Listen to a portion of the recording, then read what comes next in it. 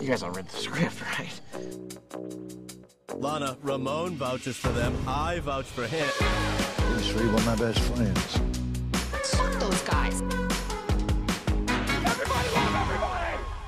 Hey everybody, welcome to Vouch for Me. I'm your host, Eric West. The movie of the week is Longlegs, still in theater. Today we have reviewing this damn movie is The Longest Legs Around, PapaNasty. Cool.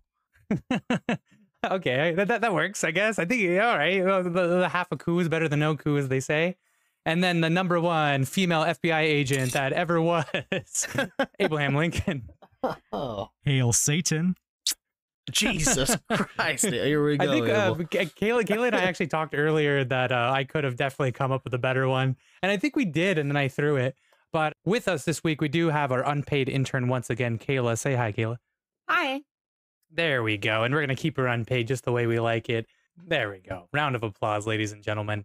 But Longlegs, holy crap. We saw it. Me and Abel saw it in the theaters, and PapaNasty found a sketchy website to watch it on. Allegedly. Allegedly. But he did watch it in the dead of night. It may give me viruses. No, that's just Satan possessing your computer. And he went through my browser history. He unpossessed it. He's like, yeah, this guy's a sicko. Yeah, he was like, oh, yep, this guy is nasty. Yeah, this guy too nasty. You counter possessed him? How does that even work? Nobody knows how that works. How does he already have a doll? I don't. Wait a minute. That's pretty good. That's actually pretty good. He rolled up and he saw that you already had a statue of Baphomet inside your hard drive, and he was like, how'd this happen? Jesus Christ. We unintentionally fucked with PapaNasty a bit here because, spoiler alert, Longlegs starts as a murder movie, one of those good crime dramas, but then it starts leaning into the satanic. And Kayla and I knew that was going to fuck with PapaNasty just a little bit. I'd rather just say occult because it's more broad. More broad. Yeah. The occult, satanic, all of the above. But PapaNasty, how'd you feel about it? It's just more in the sense of I believe in the paranormal, whereas you two skeptics don't. So it kind of, that's where it fucked with me. And then I've seen some spooky shit, and then where we live is a bit fucked up. So I was like, God damn it, when there's some shit that happened, and I had to go outside in the middle of the night after watching the film at 3 a.m. I was like, what the I just felt eerie. I felt you're gonna turn around and see Longlegs sneaking into your house. Something. I had my dog Nacho with me, and we had to go turn the sprinkler on outside, and it was all the way in the back of the yard. I had a knife on me, and he's with me, and I'm like, you better fucking have my back, motherfucker. But yeah, it was a creepy time. I remember saying to you, I feel like the scariest answer would be more like a realistic thing. Maybe just some like crackhead with a knife out there just attacks you. Comes leaping out of the bushes. With a crackhead, all you need to do is throw a 20 and run. I mean, that's, You're not they'll wrong. go jumping on that. Yep. I know, sometimes they just ignore the money. Yeah. You're going to go out there. There's going to be a realistic doll of PapaNasty in the backyard. And then I'm going to ask, hey, can I have that? Can I bring it back to my house? Speaking of doll, I swear to God, at one point in the movie, I think Longlegs' lair had like it was either Longlegs' lair or Lee's house, but I saw an Annabelle doll, not like the scary one from The Conjuring, but like the real one that's like far less scary. Yeah, which Ragdoll, the Raggedy Ann. yes, Yeah, it's a Raggedy Ann the doll. Raggedy Ann doll. Yeah, I saw it in the movie. I was like, hey. Yeah. There's also another That's pretty doll crazy. that is actually possessed, and that actually, it's, if you take pictures of it, if you talk shit to it, it will. I remember that one, but I can't remember what it's It'll called. actually curse you. Like, it actually has people. It was like a boy doll. Yeah. I don't want to assume it's gender, Abel, which you shouldn't either. Hey, but I did pick this movie this week, guys. And so Longlegs. So yeah, I picked this movie. We kind of didn't know what to expect. It turned out that they had a giant marketing scheme behind it, but I did not see any of the marketing until after we saw the film, because once you see the movie, you have to do research on it. Otherwise, you're kind of left with a lot of questions. Like, that's what it really comes down to. We all knew it existed a month ago when it came out, but we're literally doing this pod a month later because we finally sat down and watched it. I think it'd be funnier to say you're just not chronically online. That's how you miss the marketing. Did you see a decent amount of the marketing? I heard about it, but I never actually saw into it. So you did, but I heard about hyping up the movie. You missed some of it too then, and that's not even your, so that's worth noting. But yeah, this is a crazy movie to dig into because we'll have the production, we'll have marketing to talk about. The recap itself, I feel like, it's going to be a little sloppy because we saw it in theaters. We won't be able to get it exactly correct. But who wants to give us a synopsis on the movie? Give me a quick rundown of what the hell this movie's about. I'll take the reins. An FBI agent is tasked with the Longlegs case. I believe it's in Oregon. A serial killer that's been killing families seemingly without needing to be there. And she needs to figure out who he is and what his methods are. Yeah, there it is. That's actually sums it up very well. Is it surprising that it's happening in Oregon? No. I think one of the first places was in Washington as well. It happens in Washington and Oregon, Pacific Northwest. It has to be an allusion to the fact that, plenty of serial killers take place in the PNW. Yep. Mm-hmm. Yeah, because I mean, who do we got? We got Bundy. We got Green River Killer. Do we have the Zodiac Killer? We also I think that's more in California. Dang, we should trade for him. You know what I'm saying? Only if our intern would look this up, man. Jesus, Nah. I just wish. Listen, you know what? Maybe she'd get paid. No, I'm kidding. I'm kidding. Just kidding. She's just here to be pretty. And then if you do want to mention anything, That's what you're for, Eric. No, it's just we have a good chunk in the Pacific Northwest, but the whole like West Coast in general, because a lot of them come from California as well, because they had the Night Stalker, they had you said the Zodiac Killer and whatnot. It's just like the Green River Killer. Yeah, the whole West Coast. Yeah, there's something in the water there. Yeah. Great job. I remember also it's because take port cities like Seattle, for example, their avenues for human trafficking. People could just disappear. Yeah, and so you can do crazy shit like that too. So this guy, Longlegs, Nicolas Cage, what the hell? Apparently he did 2 horror movies. One where he was, but apparently Nicolas Cage was doing 2 different horror movies at the same time. I don't know if he was doing this simultaneously, but he did Arcadia and he also did Longlegs, at least within a span of each other. I didn't look up much on Arcadia, but he wasn't the villain in that one. He was just part of it. And then I heard, although he had a phenomenal performance in Longlegs, he said, "I'm never doing a serial killer ever again." You Fuck fucking stole that. my thing. Yeah, he didn't like where it took him. He didn't like playing that type of like violent character that hurts people. He did like being this character and getting into a different mindset than any other role, but he would not do this again. Kind of reminds me of the guy that played Tuco in Better Call Saul / Breaking Bad. Oh yeah, he had a similar. It was very taxing on his mental state to play such a high energy / sadistic person because he himself is not like that. But he was in fucking Training Day. He also was in Blood In, Blood Out. I mean, he's played always a character. Yeah, but he wasn't like a major character. Oh, I mean, that's true. That is true. Yeah, that means he would necessitate a lot of screen time. Therefore, he'd have to play the character a lot. But Nick Cage had to go from his nouveau shamanic acting style to nouveau demonic. Damn, that's kind of wild. Interesting. Didn't you mention that in The Unbearable Weight of Massive Talent? Yeah, that's his thing. Yeah. This was produced by Saturn Films as well as a couple other film companies that's owned by Nicolas Cage. Oh, damn. Interesting. Yeah, he also produced Arcadia.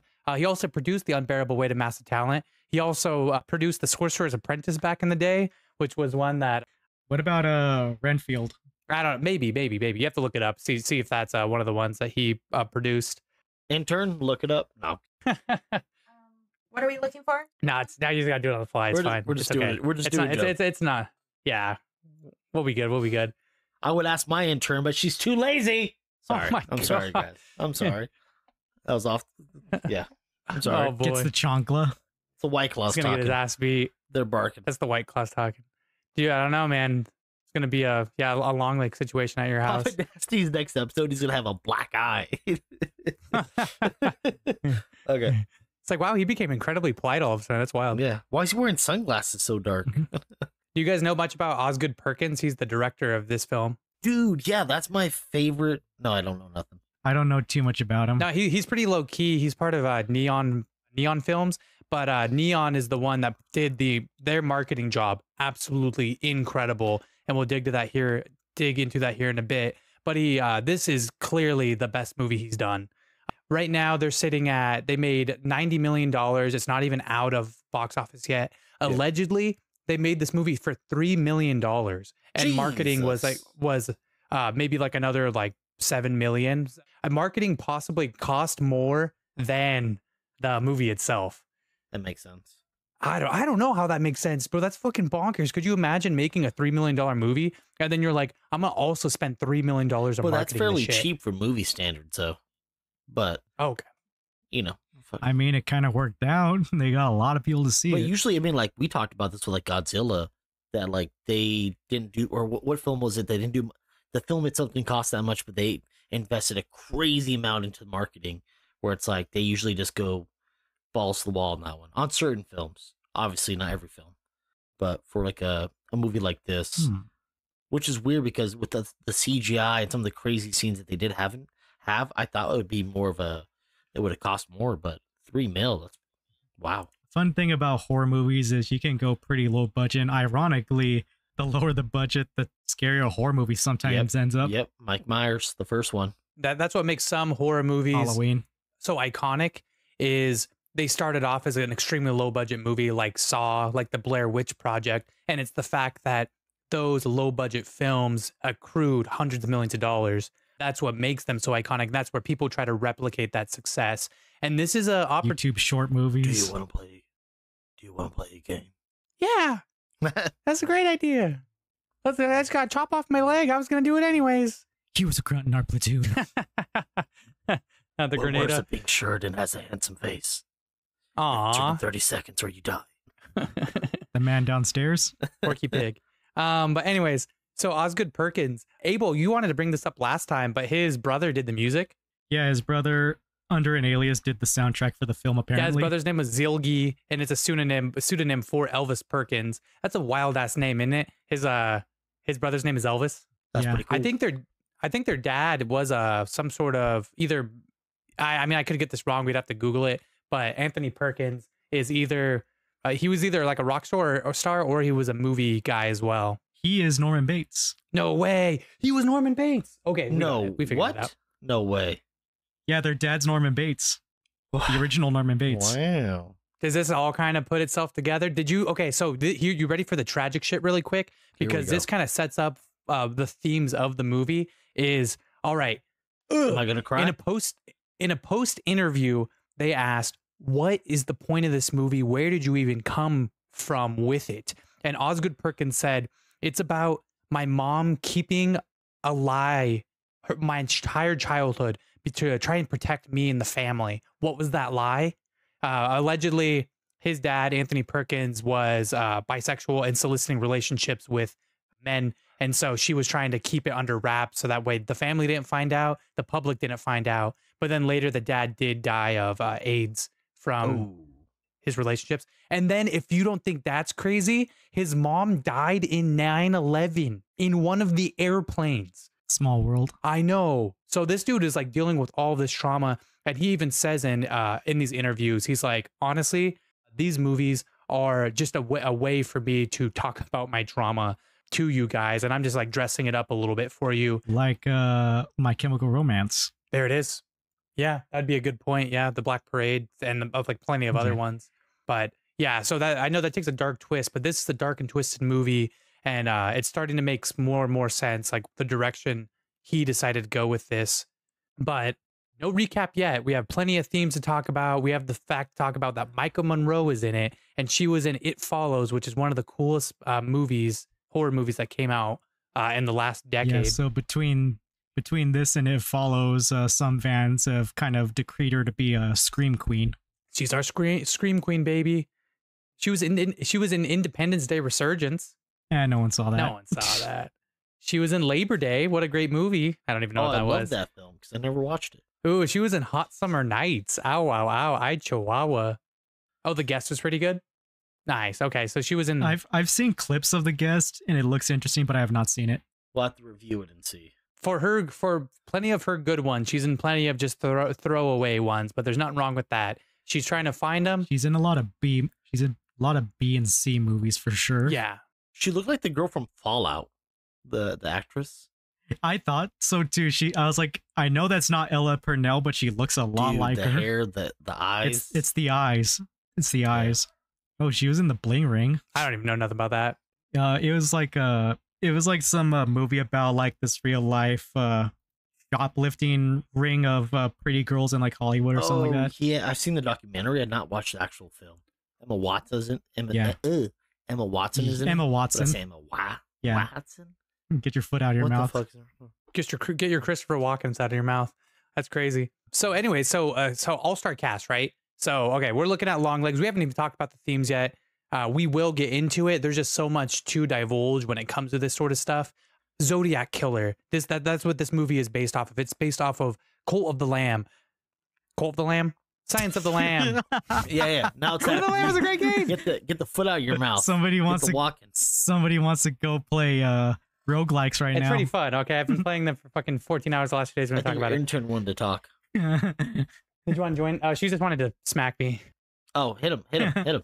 Osgood says that he literally dressed us up as a Silence of the Lamb film, so then he could hit us in the second half with some bizarre ass shit, and then make us leave the films thinking one of two things: holy shit, that was terrifying, or what the fuck was that movie about? Sounds like he hit you at the second. Oh yeah, what was your guys' perspective? Spooky, or what'd you guys think? Did it all make sense to you? What the outcome of the film? It more or less made sense. Like, my issue with it is, it's not necessarily an issue, it's more like a nitpick, because I notice a lot of horror movies do try to do this to like just leave you with an emotion. Is the movie ends at its climax. There's no real resolution. You're just left right at the climax. Everything came to a head, and then roll credits. Even though in the movie it blatantly sets itself up as a 3-act structure, because in the movie it says part 1, part 2, part 3, and it's like, okay, so at the end of a 3-act structure you expect resolution, and we're not even halfway done. But I think that's what his point is. Like, yeah, that's what I'm saying. That's the same thing he said about it's going to be the next Silence of the Lambs, and then it's actually not. And I think he's saying that just to fuck with the audience, because you're like, oh, okay, here we go. Then the ending happens. You're like, well, what the fuck? That doesn't really clear everything up. I have way more questions now. What the, it's definitely a film leaving you in suspense like that, and there's going to be a sequel. I don't know exactly when they'll do it, but it sounds like there will be a sequel. Did you have something to say? Yeah. Oh, our intern. At the end of Silence of the Lambs, sorry, spoiler alert, if you haven't seen it already, that's your fault, scale issue. I'm gonna close my ears real quick. Hannibal gets on a plane. He ends up escaping, and at the end of this film, you see like a clip of Longlegs. You see like just taunting the audience. Him taunting the audience. So that's like the moment where like Hannibal gets on the plane, and like my eyes, if we're drawing parallels. So it's like, in a sense, it kind of follows like the kind of Silence of the Lamb aspect of serial killer helping FBI agent only to escape, in a sense. So to tag on to your point, yeah, my takeaway with the clip of Longlegs at the end is it's basically to reiterate to the audience that, like, despite the fact that Lee's alive and quote unquote saved the girl at the end, he ultimately got what he wanted. There we go. I do like that perspective. And, so does Hannibal got what he wanted. He wanted to get out of that situation. I think we're going to have to recap this real quick so we can talk about themes. We can talk about some interpretations. I know it's going to be a little sloppy toppy trying to get it right, but we will do our absolute best to recount it properly, and then, pick out little things along the way. I did watch one of those. We'll talk more about it, but you can kind of see people's perspectives on this film. 86% by critics, but 60% by audience score. Oh, that's weird. Because audiences tend to get more emotional and will say either movie good or movie bad with no in between sometimes. There we go. Which causes very volatile scores on, it doesn't even matter what movie, it's like any movie, really. This one, I saw somebody sum it up pretty well. They did a good job of making a horror film. They did a good job of taking it back to the basics, using some artwork, some art house techniques when it came to, for example, when they open the film where we have flashbacks to the past, and it's Lee Harker as a child, white snow, white house. She's in her room painting, coloring, whatever the hell it is, but it's not full screen. It's a 1x1. It's like we're taking it back to the 60s, recording this, and they do that intentionally, and they use little tricks like that. Yeah, 70s. They do little tricks like that along the way to give you that art house feel. If this was an independent film, it would have 110%. But the fact that it was fully produced and in the box and actually in the theaters, That's where people are finicky about it. If this was a Sundance movie, we'd be like, oh, yeah, that makes sense. But this was dressed up as something, and so now people feel very offended when it happens to be so good, but then right at the end it gives you that dirty little twist. But so she gets introduced to Longlegs for the first time. She looks out the window and she sees a station wagon pull up. She sees a little figure in the station wagon. She goes outside because she's a dumb little 9-year-old, and she's like, who could that be? And then she gets introduced to him for the first time. He comes back from around his Cuckoo. from around the house. Yep. And it's him cuckooing for whatever reason. We'll dig into it a little bit more as to why that is the case. Yeah. But he walks up to her, and this is just like the phenomenal beginning of the movie where you get to see like a good part of the evil, of the creature, of the villain. And you're just so anxious the entire time. He's just out of frame, and he's talking to her. You can tell he has because he wore his long legs. Yeah, he has a crazy prosthetic chin, and he's like, you have to excuse me, I wore my long legs today. And he drops down in scene, cut, Longlegs is finally, the title introduced. Here we are. This is the movie you got yourself into. And we have a sense of dread already, man. We have a sense of anticipation. They did a good job of giving us what we wanted right away, I feel like. I really also just like his creepy delivery of how he talks like he's almost like possessed or in like a dreamlike state. Like the sing-song way he says like, oh, it's the almost birthday girl. I love that so much. It sounds empathetic but disingenuous, like he's obviously faking it. Yeah, it's crazy. He clearly does not know how to act like a normal person. There it is. That's a very good way to put it. So we go from that to the precinct. We see that she grew up and she chose to become an FBI agent, and so they're getting put on a case, and she gets paired up with somebody, and they go out and they hit the town, they hit the suburbs. They're gonna find this guy and what they have to do is they have to go up to these homes, knock on the doors, and kind of investigate, interrogate people, see if he's around. Yep. But good old fashioned door dashing. Just door to door crime fighting. Who knew that was a thing? But she gets out of the car, Lee Harker does, and immediately she looks to a house and she knows. She's like, he's in there, and the guy. Well, he knows that. Does she know? She knows that he's in there. That she knows that the guy. She literally says he's in there, and the guy's like, "Wait, how do you know?" And she's like, she's like, "I'm not sure. Should we call it in?" She doesn't even question it. She's like, "Let's call it in." And he's like, "No, we're newer people. We can't be just. This is our first time." Like, he's classic. You're tripping. You're the new girl. You can't be wasting resources, blah, blah, blah. And good thing he goes up to the house, right? And checks because he didn't want to waste resources. Yeah. He's like, you want to hear about... Yeah, then, no, the only thing that got wasted was him. Yeah. Oh, no. Dude, that's pretty good. Bro, chill. You just see the GTA screen pop up, wasted. Yeah, he walked up to the door. He gets a few lines off, but then the dude shoots him in the head. And so then Lee Harker, she goes in all stealthy like, but the guy's sitting on the bed, hands up, and he's ready to be taken in. Take me away, Ossifer. Take me away. Now, do we ever figure out what's his name or what do they call him or something like that? Because that's the last time we do see that character. And we do know that he has some role in all this, but that's all we get from him. So here is a role. I don't know if did you find anything on the internet? Because I do have something. I didn't find nothing on him. No. Just that he might be in the second one. Okay, you guys ready for this? Are you ready for this, Vouchers? Are you ready for the people that came to this looking for answers for this fucking movie and what the hell this could possibly be about? Well, let's start here. After this happens, we'll talk about it, but Lee Harker, because of this psychic ability, she gets put onto a very important case, and this case has been spanning for 30 years, and it's breaking down 11 murders that happened, and they all were murder-suicides, and no one knows how it happened. It just doesn't make any sense, but they do realize there's a culprit because they always leave behind a birthday card, and it's signed Longlegs, and it's a cipher as well, and they weren't able to cipher it. They just know this man is responsible for it. Well, in order to hype up this movie, they made an ARG, which is an alternate reality game. And what they did was they began releasing short teasers and videos where they left little ciphers in the movie or in the videos for people to decipher. And as they did, they started getting more and more information about what this movie was going to be about.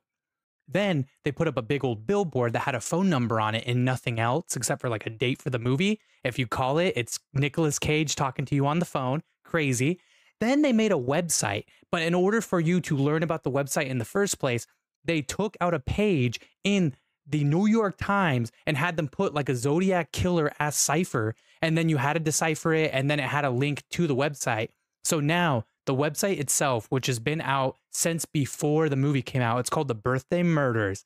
And it gives you full details about every murder that happened leading up to this film, what their importance are, the dates, the locations.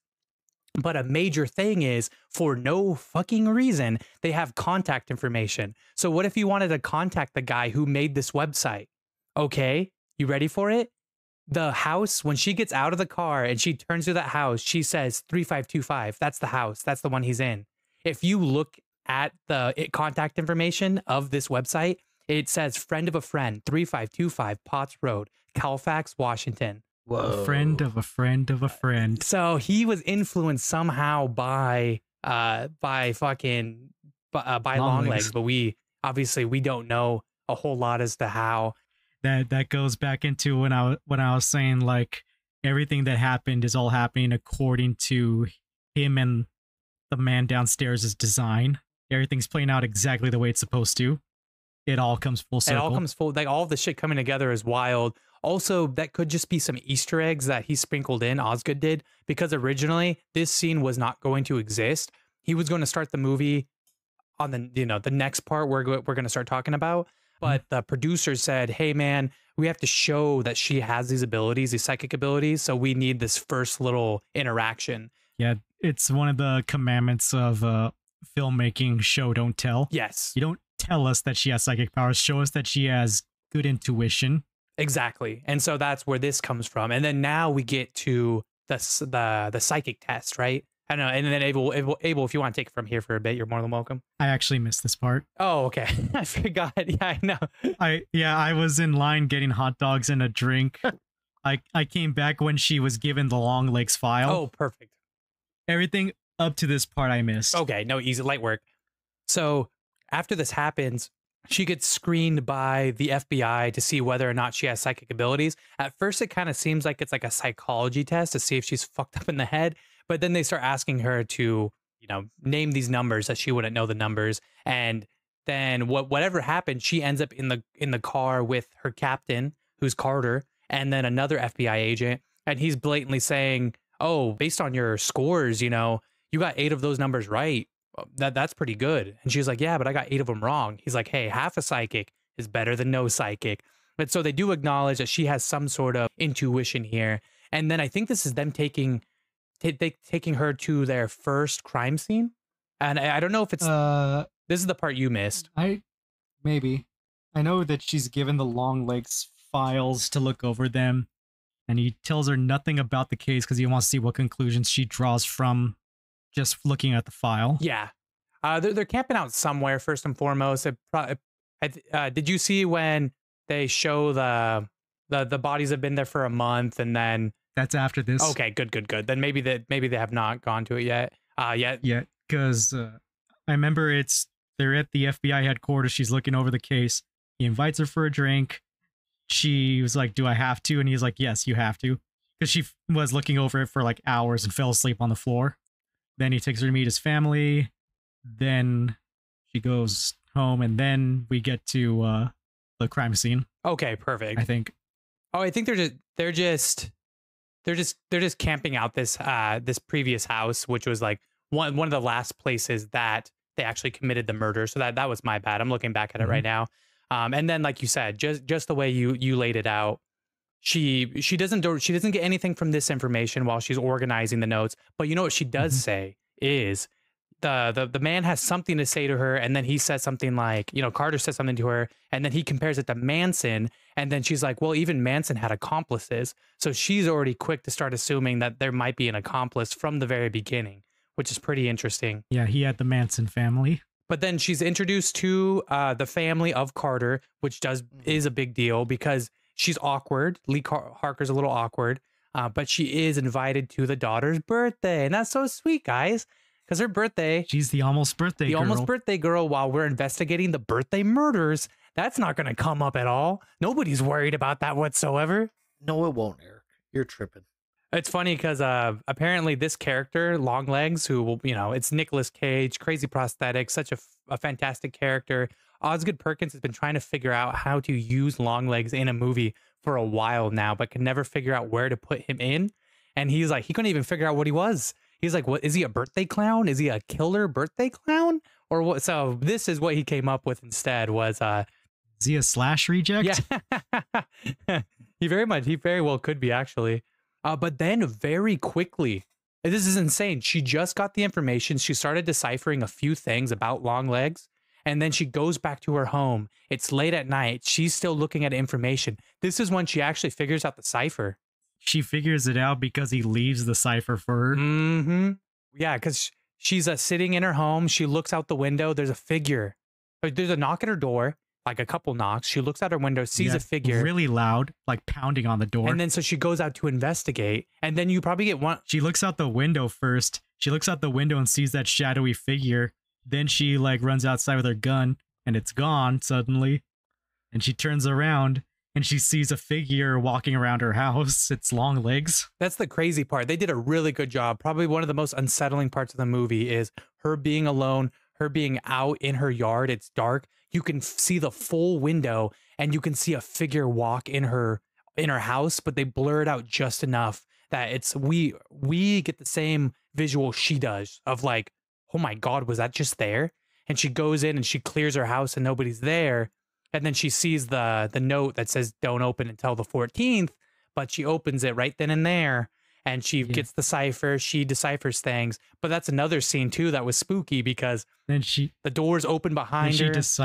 Yeah. Weren't you worried Longlegs was going to come in and fucking murder her? So the way the whole shot is framed is you see these exposed doorways behind her. And I'm just like, I swear to God, if he's still in the house, like she just somehow missed him or whatever. Oh my God. But, so he gives her basically the answer key to his cipher. She starts to decipher his letters, but she also deciphers the message he left with the cipher. And it basically said, if you reveal how you got this, I will kill your mother.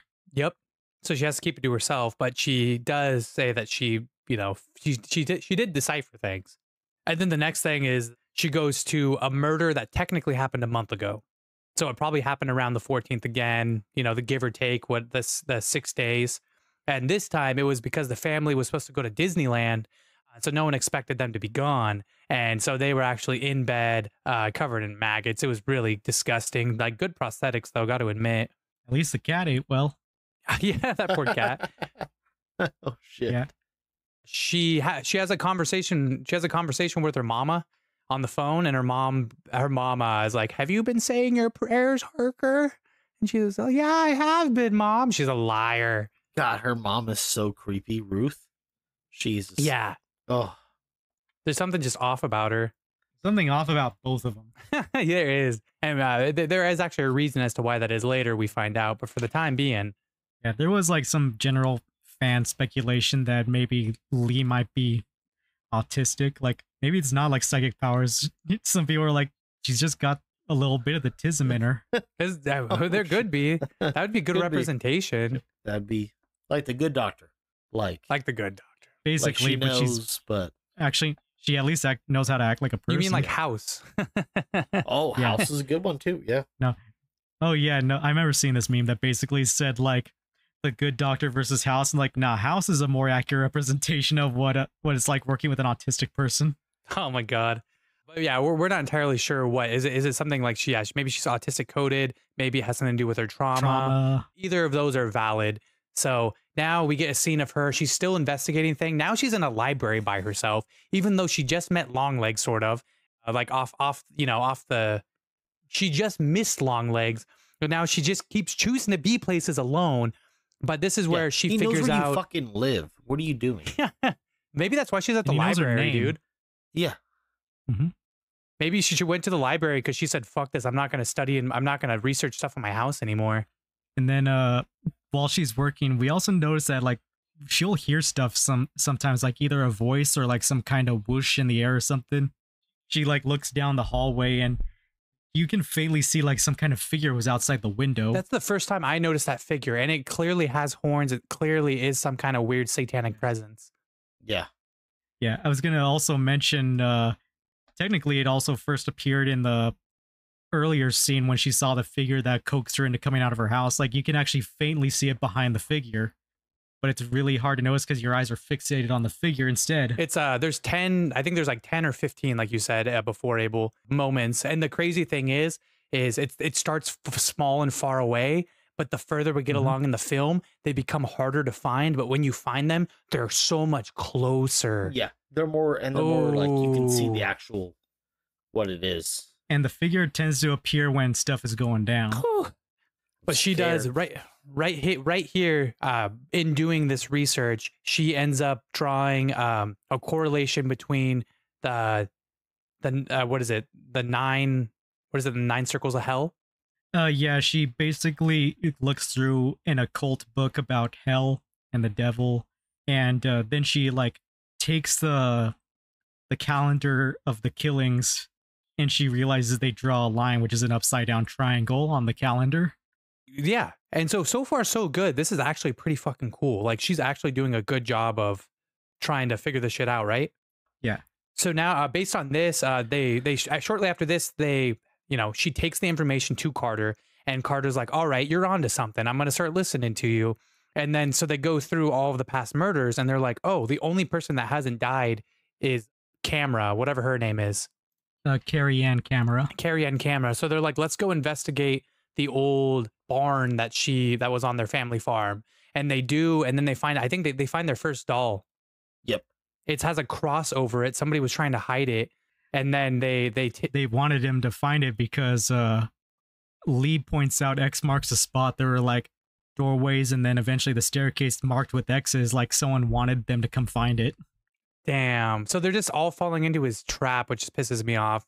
Yeah. They keep thinking they're figuring out new information, but he's always one step ahead. I mean, like, remember what Anakin and Obi-Wan said in Revenge of the Sith? He was like, I sense a trap. Well, what do? Spring the trap. They would have done a much better job, man. They would have figured this shit out in a couple days. Come on, they would have used the Force. Yeah. But they do an autopsy on the doll, and there's nothing about the doll that's crazy. The hair is real, but there's nothing in the doll except for this weird metal orb that he's... And they look so realistic that they go into Uncanny Valley, essentially. Yeah.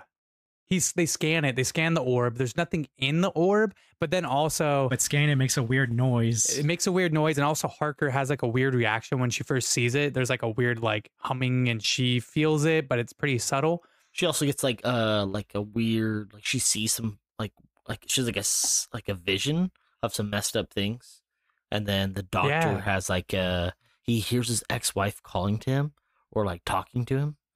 Or he keeps thinking, even though he hasn't been with her in a long time. He keeps thinking about his ex-wife.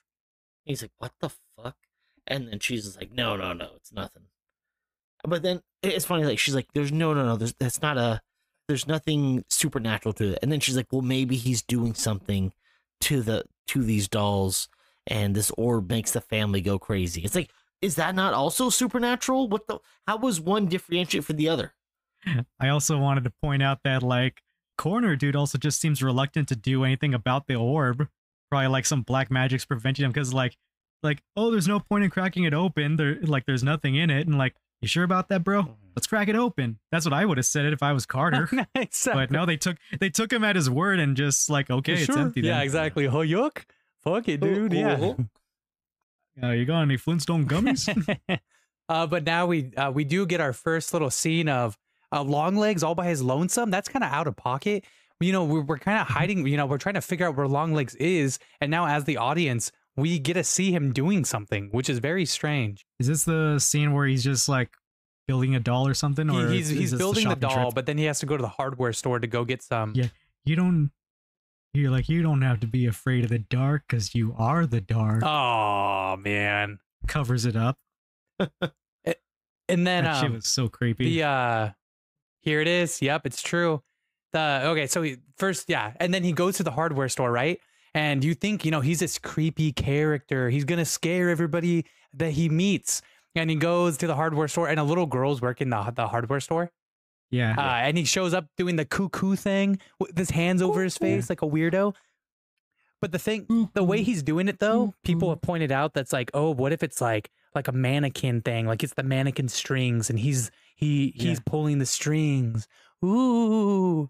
And it's played with a little bit of tension, but then the girl's literally like, Dad, that creepy guy's here again. And then so apparently he's a regular, which explains why she is not scared of him at all. She's basically like, get the fuck out, stop being a weirdo. That girl is actually the director's daughter. That's funny. That's pretty good. Yep. Okay. Yep. Okay. This is what happens when I actually do my fucking research. Isn't that wild? Well, it's about fucking time, Eric. We were like, when is he going to start back up? Jesus. All right. But then we get that cool scene of Longlegs, and he's like screaming for the first time. And then that matters later. Daddy, mommy. And I feel like there's also like low key some kind of commentary from him whenever he does his screaming, because I can't remember exactly what he's saying, but it almost sounds like that sing-song thing he did in the car was like a cry for help, like I have to keep doing what I'm doing. Yes. And he's like, he basically was like saying, come and save me. The director has said in post interviews that although Longlegs started this because, he was doing it on behalf of, spoiler, he's doing it downstairs. He's doing it for occult reasons, he's doing it for satanic reasons. Yep. He's been doing this for the last 30 years, and he's tired. He wants to be done with it, but he can't stop now that he's too far. He's too far in. Ooh, and so he's tired. There's a good reference. How many murders were committed? I swear it's 10. I think it's 12 right now, and I think the 13th one is the day of the final one, unless my math is wrong. It was 11, and then they found out about the one they didn't know about, so that's 12. And then the very final one is 13. Wait, no. So there was 10 when they bring in Harker. I believe there was 11 when they bring in Harker. That would be that would be 11 then, because they just find out about it. And then 8 with the knife, 2 with the shotgun, 1 with something else, as far as I'm aware. 12 so 11th would be the one that they find out about with Harker. I think 12 is the one they find out about with the maggots. Yeah, because then that would have left one birthday, and it makes sense because 13 is like a bad number. So in my 13 it's just only if we had an intern to like double check these things. There's no way to Google it. I honestly, this movie's too nuts. What's the question we're even Googling? How many murders? You can actually probably the birthday website you might be able to, but it's not that worth it. Just these things always bug me. They decided to go see Carrie Ann. She's in the mental asylum. Oh yeah, Carrie Underwood. Ooh, and if you want to walk me through that one, Abel, because a few spooky things happen here. So they roll up to the psych ward, and the caretaker / administrator is basically like, oh yeah, she's been like catatonic for years, could never get a response out of her. She got a visitor yesterday, and suddenly she was like bright as can be. She was up, she was talking. Haven't ever seen her like that before. And they're like, can we get do you guys keep a log of the visitors? And he's like, yeah, sure. Shows it to them. And it says Lee Harker came to visit Carrie Ann. Ooh. So Longlegs rolled up under her identity. And then they turn around and are like, do you guys check for IDs when people visit? And he just gives the most like, that would be a good idea from now on. So they just let a serial killer into their psych ward and had no idea. Wasn't that genuine? And he said, I wasn't working here yesterday, so I don't even know what he looked like. Wasn't that genuinely a funny movie, a funny part of the movie though? That was out of context. That was actually hilarious. Yeah, like a lot of people have said that scene out of context, you would have thought this was a comedy movie. Like Fargo or some shit. That would fit perfectly into Fargo or something. And you guys might have got it right. It might have been 10. I don't know why they would have went with 12 though. Anyways, it's because there's 12 months in the year. And also, there was 1 kill per month. But also, 1 killing per month. Because he didn't kill Lee when she was a kid, she would have been 13. The 13th. Yeah. Yeah, the real 12th murder was going to be spoiler alert. Damn, good job. I just No, it's 10 there, then the one in the movie, and then the final one. So that's 12 total. And that makes sense, like you said, the calendar. Because she said there was one. Yeah, when she showed Carter the numbers, she said there's one day that he hasn't killed anybody. Great job, guys. Great job. See, this is why we do this. Take a Come shot on, because Eric Vouchers. fucked up. It's not on me. I don't make the rules. It's on Eric. You guys have to take a shot. Good job, though. No, Bam. serious, not genuinely great job. Yeah, but anyways, They're gonna talk she with Carrie talks to Ann. Lee talks with Carrie Ann alone in the room, and Carrie Ann's basically giving like the most like cryptic responses. She's not necessarily answering any of her questions. She just asks her about Longlegs, like, did he say anything? Did he do anything? And she's like, no, he just told me to do something for him, and he made me really happy, so I'll be glad to do anything he tells me to do. If he told me to jump off this rooftop, I'd do it. If he told me to strangle you and feel like your heart stop pounding, I'd do it. I'd be happy as peaches. I'd be pleased as peaches. In turn, Okay, something cool I thought to bring up with the dolls. Carrie Ann, up until this point, was in a catatonic state until they uncovered the doll from underneath the cross. So it's like doll under the cross, catatonic. From under, out in the open, she's no longer catatonic and clearly under some like powerful Longlegs influence. Mhm. Lee. oh, We're not at that point. No, that's a good point, though. That's No, really good. Yeah. The only Yeah. question to that is that how did Longlegs know that? He wanted them to find the doll, so he knew. But how did he know knew when she? he knew Lee would find, because the man downstairs is orchestrating everything. I'm telling you, man. But I mean, like, he's been planning. He's been planning this the whole time. Yeah. there's some creep. I mean, not only I mean, because if we're gonna go back into coincidences again, like what happens the day that, spoiler alert, Longlegs offs himself? Who also dies that same day at the exact same time? Carrie Ann. Carrie Ann jumps off the fucking roof. yeah, Carrie. But what about? So these things are happening all according to plan. These things are timed perfectly because it's all supposed to happen. Yeah, true. Because if that was the case, and it was Phantom Menace style, wouldn't the first guy that Carter or what's her face caught Harker? Lee Harker would have caught? Wouldn't the first guy also would have killed himself too? So pretty cool. But no, I just thought that was interesting. Like, but Yeah. no. Okay. Yeah. As we continue, right now they're hiding the ball. We kind of gave away the ball, so here's the ball. But we're gonna put it away, and you can pretend Don't like drop the ball, we're Eric. still hiding it. So they're hiding the ball. So we're like, oh, Longlegs is so cool because he's always one step ahead of them. No, they no always one thought plan that. these things What out. the fuck? No one thought that, but that's what they were going for. Yeah, that's what they're implying at this They're point. leaning in the movie's on narrative. supernatural elements, but they are trying to hide the ball with it. And so you have to infer, is it supernatural? Is it just like some accomplished shit? And so now they get back to the office and Carter calls her out and he's like, how does he know your name?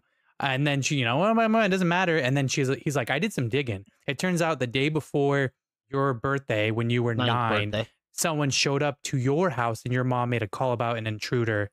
And it fit the description. It sounded like Longlegs. You need to go back to your house. You need to talk to your mom. You need to find out what you don't know about the situation.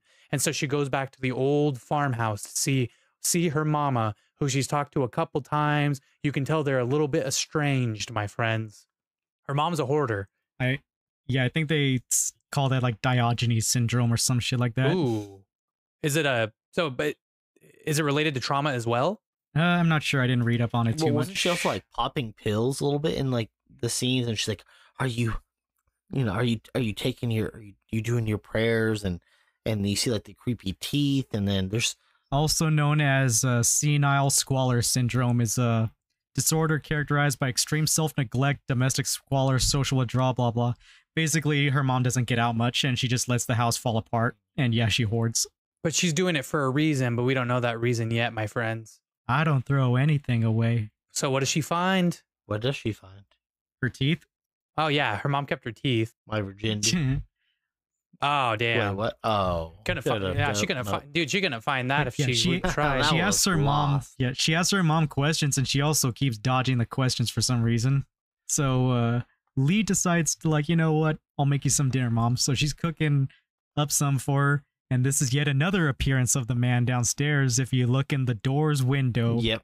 you see the fucking horned beast, which once again we were trying to interpret as maybe a different demon, but it's been blatantly said it's the devil. It's not so it's like more and more we're seeing pictures of the devil. She gets to take home a chest. It's her childhood chest because her mom throws nothing away. And she found old Polaroids that she had taken as a child on that fateful day. And they are Polaroids of Longlegs. And so she knows that Longlegs had some kind of affiliation with her when she was a kid. But using these photos, they're able to identify the man. And they're like, well, we're going to put out a manhunt for him and we're going to track him down. And they literally within like less than a day, they find his ass. He's trying to leave on a bus stop because he's literally in the same town as them, basically. Was he really trying to skip town, or did he just want to be found? Well, he's not that hard to find. Yeah. Also, I wanted to point out that she saw a cockroach slide from underneath that door in the kitchen, so she got curious and she was about to go into it. It's locked, and then she was about to grab the key, and then suddenly that's when her mom calls her in her room, and then that's when she gets the whole, like, I keep everything around here. Why don't you go check your stuff in your room? Dun, dun, dun. I wonder that would have mind broke her, dude. Yeah. So they capture Longlegs. They get a video interrogation of him before Harker goes and has a conversation with him. And it's nonsense. He's dodging everyone's questions. He starts singing Happy Birthday. And they say this goes... He's quoting Revelation. He's quoting Revelation 13:1. This is supposed to go on for 24 more minutes when they cut the tape. Turns out in real life, Nick Cage actually did do that for 25 minutes. 25 minutes. He did that. They didn't know how to stop him. They're just like, they just wanted to let him cook. Yeah, they're just like, let him do it. The script said that I do it for 24 minutes, so I'm doing it for 24 minutes. Dude, what a god. Yeah, the DVD is going to go off with all these random stuff. This man, it is just massive talent. I swear. Yeah. Unbearable, man. Dude, you can tell it's literally the unbearable weight for this poor guy. Yeah, that's why he couldn't do it no more. But she gets a chance to interrogate him. And again, he's kind of also still not answering her questions. He's quoting things back at her.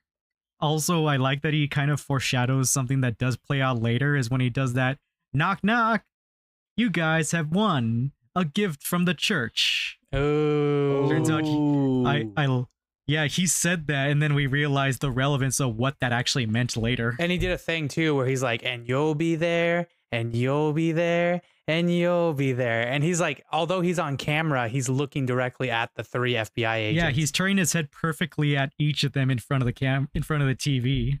They're talking to him interrogation. He slips up and talks about the mom. But let's look at Longlegs right now. I don't even think he slipped up. He wanted her to know that, because she was asking him questions, and then he's like, he changes. He just kind of drops the whole like weird act and just goes into menacing mode. He's like, why don't you ask your mom? Yes. And so, but before we get there, what the fuck, dude? Look at Longlegs. This is the first time we get to see him for this whole last time. And so, what we were talking about it, prosthetic face. We don't see any Nicolas. We see some Nicolas Cage in there, but mostly it's a brand new face with Nicolas Cage's personality. You called it we called it botched. What is it? Botched plastic surgery jobs. There was a fan theory that her being a doll maker himself, it's possible that he performed plastic surgery on himself or something. Suppose some theorize like maybe to look beautiful for the man downstairs. Oh yeah, so another theory is that he got those because he was a devil worshiper, and that he was trying to look beautiful for the man downstairs, and that he did them for him. They weren't necessarily botched, but he was always infatuated with the idea of pleasing the man downstairs. That's why he got those done. Yeah, when she was asking why he's doing these things, and he was like, just in service for the man downstairs. Why don't you go ask him? And then he drops the act. He talks about the mom, and then he begins bashing his fucking face on the table. And it's no talk to me level of, oh my God, this was a little easier to watch because it was a grown man and it wasn't the corner of a table, but he does lose his nose in the process. He says out loud, "Hail Satan," before he just finally offs himself. And then one final smack. And like you guys mentioned earlier, while he's doing this, killing himself, they're like, well, at least we can interrogate. Yeah. Nope. What's she her jumped face off again? Carrie Ann. Kara? Nope, she jumped off the roof of the psych ward apparently the exact same time that this was going on. Just as she... So again, he knew he was going to get caught. He knew when it would happen. And then, so basically Carter is like, like, we've lost all of our leads. Longlegs is dead. We're good. We're Gucci. No, he was mad. He was mad. He wanted to put his ass away. But it's like, wait, isn't that the best thing though? Like, he's dead. Like, he wanted him to rot in prison, dude. It's like one of those things. Dude, he's already like what, 67 years old? Like, come on, dude. And remember what Browning said? The other FBI agent. She said, aside from like just what he has on him, we can't really pin any of the murders on him because we have no proof he committed them. Like nothing that can fly in court, really. It's like he didn't come. Yeah, and then technically, like technically he didn't murder anybody. It was the dad that killed the family, that killed himself. All he did was leave a letter at the end of a card, and kind of claim no fingerprints. But actuality didn't do nothing. So if he was to go to court, all he would be like tampering with evidence. Intruding on a crime scene and planting evidence. That's all they would really have on him. Because also implying that he did that too, because it's not like they had fingerprints or anything. Also, his name is what's his actual name? Del Cobble. He never said I'm Longlegs. He never said, "Hey guys, I'm Longlegs." He never did that. So they didn't even know his alias, quote unquote. Yeah. And also, like, you can't prove witchcraft in a fucking court of law. Court of law. Like, that just doesn't exist. But not in this America, but in God's America, they can. But in God's America, they just burn you at the stake. But there's, like, nothing that could actually tip. So it's like, when that scene happened, he was all, Carter was mad at what was she supposed to do? Dude. Yeah. I mean, that's, like, the best what did scenario, he expect her to do? He killed himself. Like, come on. Why weren't you guys watching and ran in when he started doing it, you fucking assholes? Yeah, slowest security in the world. Shouldn't they have had like guys staying out right outside the door just come rushing in as soon as that happened? Oh. And then with what's-her-face killing herself, you didn't think it was creepy that she finally came uncatatonic and was actually being coherent and that she shouldn't get extra security just for in the chance that she might actually understand her situation and might kill herself? Oh no, we're just gonna let her be and she's gonna be totally fine. But we already seen that hospital was clearly mismanaged. They were all dipshits there, so that's more. Yeah, it was explainable. Yeah, I mean, yeah, exactly. So now we get the opportunity to start to see what the hell this movie is really about. Because although Carter's pissed and says, "I'm not touching this anymore," we got Browning, who decides to go with Harker to the farm to go talk to the mom because clearly there's something else left unturned back at the old family farm. And this is when we get probably the climax of the movie, but not necessarily. Kind of reminds me of like that one feeling I like when I'm watching or reading something is like, well, we're 2/3 through this. The bad guy's dead. So what now? And yeah, Lee's what like, now? This is not over. Browning offers to drive her home because she's like, you've been through a lot today. I felt it's not safe for you to drive home. Well, no good deed goes unpunished. They go to the old Harker farm together. Harker rushes inside to go try to find her mom. Browning was waiting out in the car like, hey, you need to have this conversation. I'm here for you. I'm a very good person. I don't deserve to die. But when Harker's inside trying to find the mom, turns out the mom's outside, full nun outfit. And shotgun comes creeping up behind, shotgun to the driver's side and blows Browning the fuck up. Then goes around to the passenger side and double taps that shit.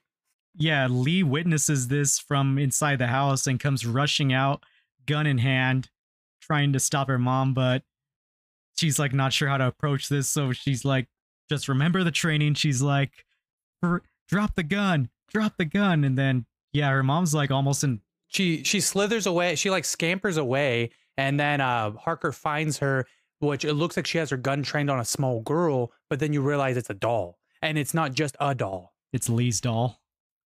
Dressed up. Oh my God. It's not just a doll. It's an all-American girl doll. Yeah, that's right, guys. From your local Toys R Us. Yeah. From Longlegs It Incorporated. wasn't my doll, was it? Yeah, I realized immediately that wasn't a little girl. I knew that was a doll because it was wearing the exact clothes she was wearing in the opening scene of the movie. And then she blows And then we his see head like off. a black aura comes out from behind Lee's head like it was some kind of voodoo shit. And then the camera cuts to the doll and we see a black smoke aura coming out from the doll. Had the same metal ball in its head that Carrie Ann's doll had. Well, doesn't she also like tell her like that Longlegs is dead? Yeah, like it's over. You don't need to do what he wants you to do. And she's like, oh, I don't remember what she said, but she was basically like, oh, it's not over yet. She says, I wrote it down. Longlegs is free. Now is Lee. Could Longlegs... Oh, no. She says, Longlegs is free. Now she will be free. But then my thought was, like, back to what Eric just said earlier, was that could... And he would, when Longlegs was singing, could he actually, at the end of it, could have been fully controlled by El Diablo? Ooh, we'll get to that at the end. We'll get back. We'll get to that at the end. We have to get through the rest of this. That's what she says. And then, because she says that the first thing she does say is that Longlegs is free, which I thought that was weird. Like, why would you? Wouldn't the most important thing be your daughter? Like, that was kind of weird. Yeah. But anyways, this whole situation has set Lee free instead because she passes out, but then suddenly she gets like a flood of memories and suddenly remembers everything now. Longlegs' presence in her childhood and everything. And they dress it up pretty well too. Yeah, they dress it up pretty well too, where they make it like such a fun little art house thing of like the mom telling like a nice little bedtime story. There was a little girl named Lee and she grew up, and yeah, you get to witness everything. Longlegs shows up to their house one day doing the whole cuckoo thing. Cuckoo, cuckoo. Ends up going into their home, pretty much harassing. You know, what does he do? What does he say, Abel? What does he say when he shows up about like, you know, you can turn me away? Yeah, so she stops him. She is like, who are you? Why are you talking to my daughter? And he doesn't necessarily answer her question. He just like backs up and he starts singing. He's like, let me in now, and it can be nice. And some like, and I'll have to come back, not once, not twice, but any time that I like. I know, how creepy and unsettling. Good job, by the way. Pretty fucking uncanny. Let me in or I'm gonna force myself in. Well, clearly, because we see immediately afterwards he tied up Lee's mom.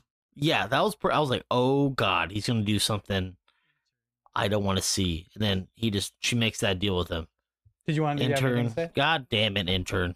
I was just gonna write a little note to bring up later, but if I get to say it now, the way he talks right there is very reminiscent, like TV preachers. You know how sometimes when they're like very, you know, theatrical in a sense, where they're like almost. Oh, I thought that was just Nick Cage's acting, preaching.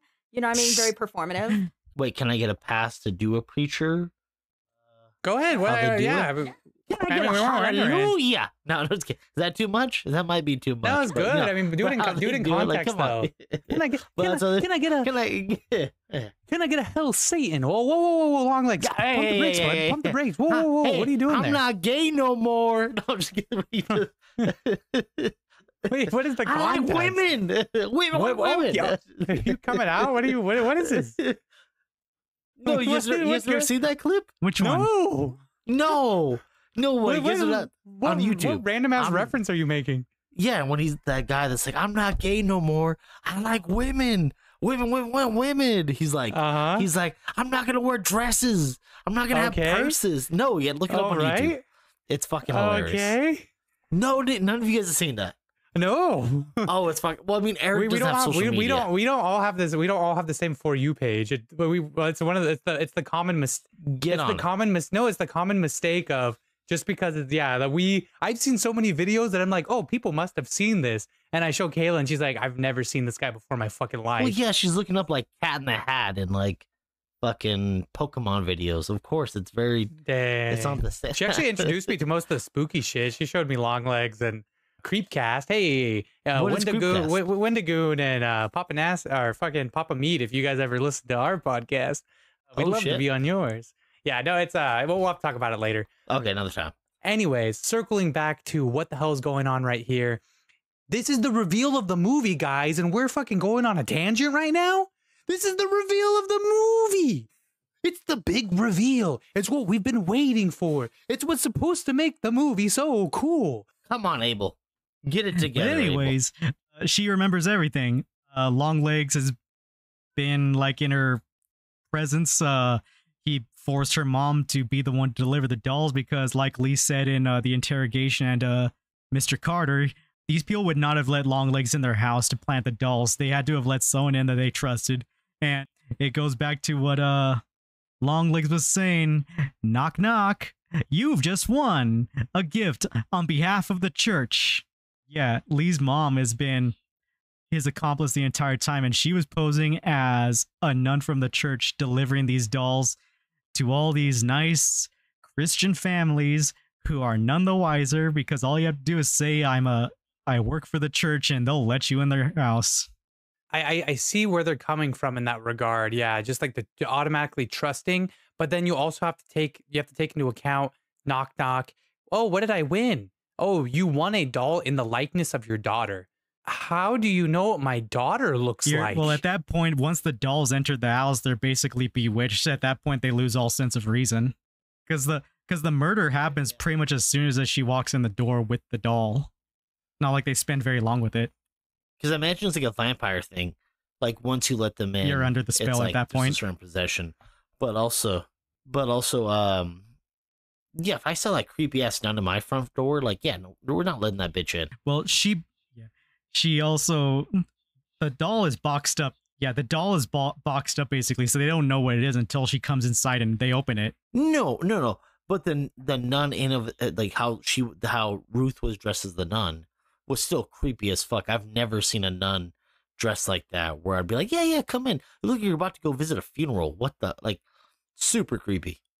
I mean, but I'm Catholic, so it's a different story. But I don't remember if it was ever directly stated, but I was under the impression that someone said like some of the families were like, I don't know. I thought someone said they were Mormon. Maybe that was just something I heard offhand and not actually stated in the movie.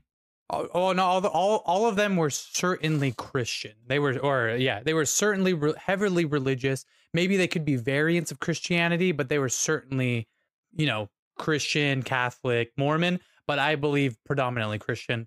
Yeah, as that one woman said in Pirates of the Caribbean 2, same story, different versions. All are true. Basically, every version of Christianity. Damn, pretty good. Nice. Yeah. That's not bad.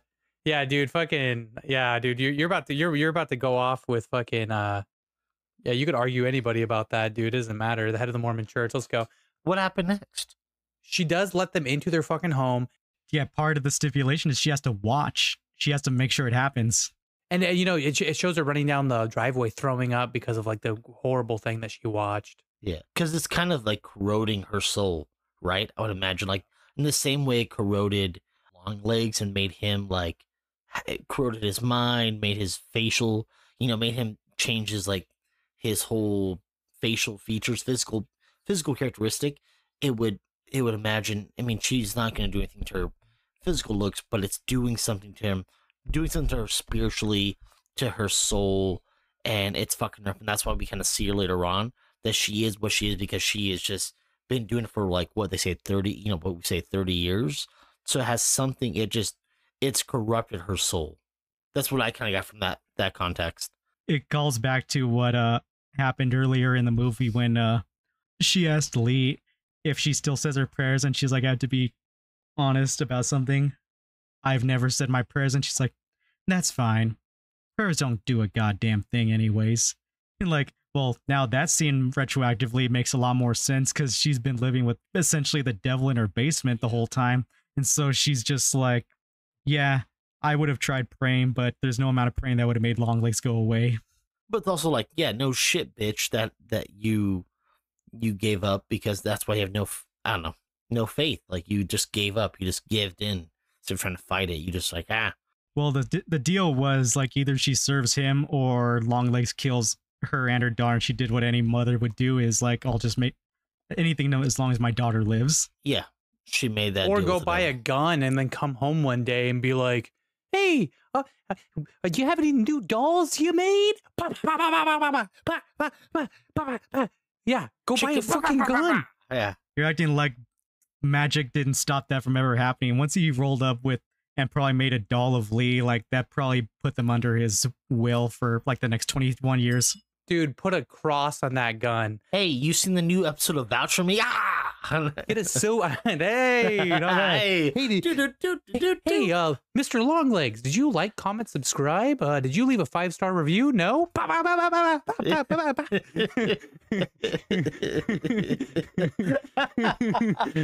It's so stupid. You're reading too much into it. Once he basically crossed the threshold as like a vampire, they basically lost their sense of free will. Yeah, no, I completely agree. But then she figures out she figures out everything, and she wakes up in Longlegs' lair. Wait, is he alive? Yeah, he's dead. No, he's dead, luckily.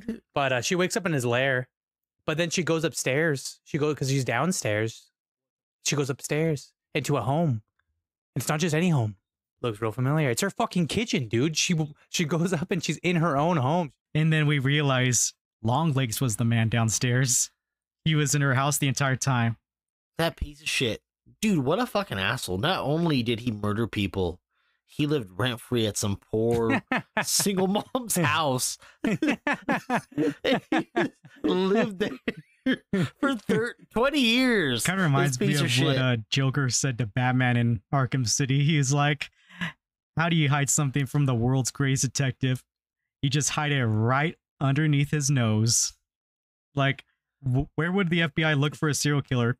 They would never look in the basement of one of their own agents.